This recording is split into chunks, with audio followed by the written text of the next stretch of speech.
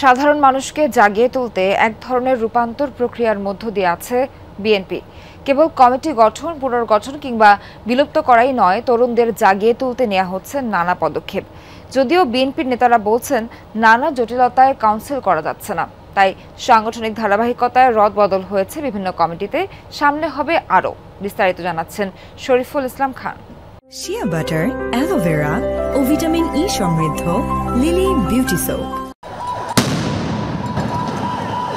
28 October আর নির্বাচন পরবর্তী পরিস্থিতি নতুন শিক্ষা দিয়েছে বিএনপিকে। জেল সাজা আর ফেরারি জীবনের হতাশা কাটিয়ে দলটি এখন ঘুরে দাঁড়ানোর চেষ্টা করছে নতুন প্রত্যয়ে। একদিনে গুরুত্বপূর্ণ 9 কমিটি বিলুপ্ত করা হয়েছে, বড় ধরনের রদবদল আনা হয়েছে কেন্দ্রীয় কমিটিতেও।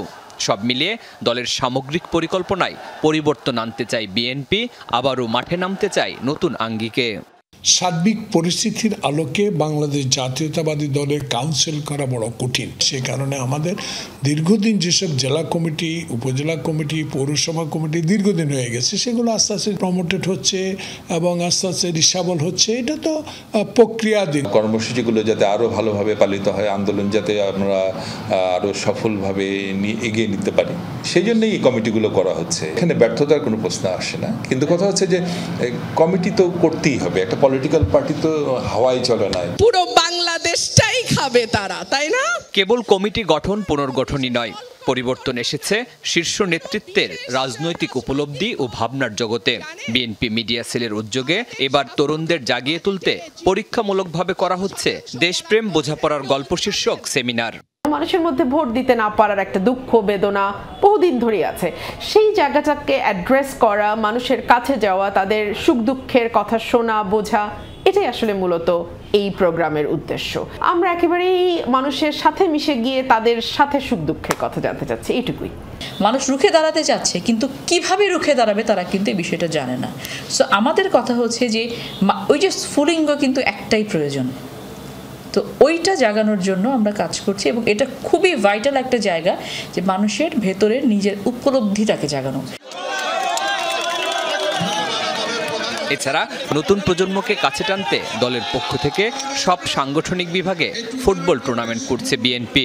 বাংলাদেশ জাতীয় ফুটবল দলের সাবেক অধিনায়ক আমিনুল হক সহ আরও সম্ভাবনাময় তরুণদের সম্পৃক্ত করা হয়েছে এই উদ্যোগে।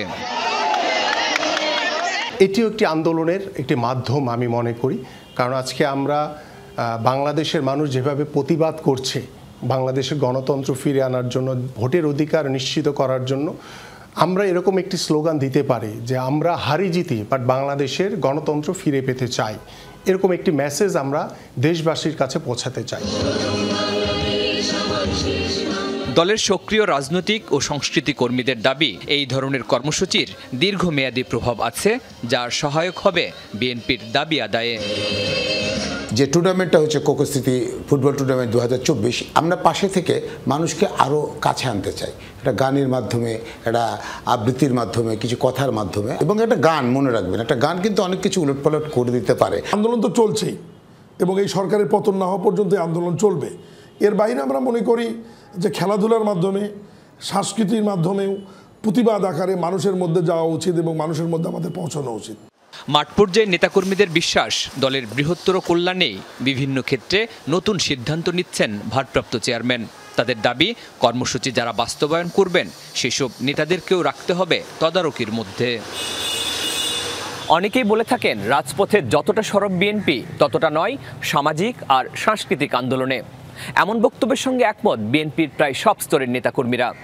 আর সে কারণেই বহুমাত্রিক পরিকল্পনা আর সিদ্ধান্ত গ্রহণ করা হচ্ছে, আর তাকে দলের রূপান্তরের অংশ বলেই মনে করছেন রাজনৈতিক বিশ্লেষকরা।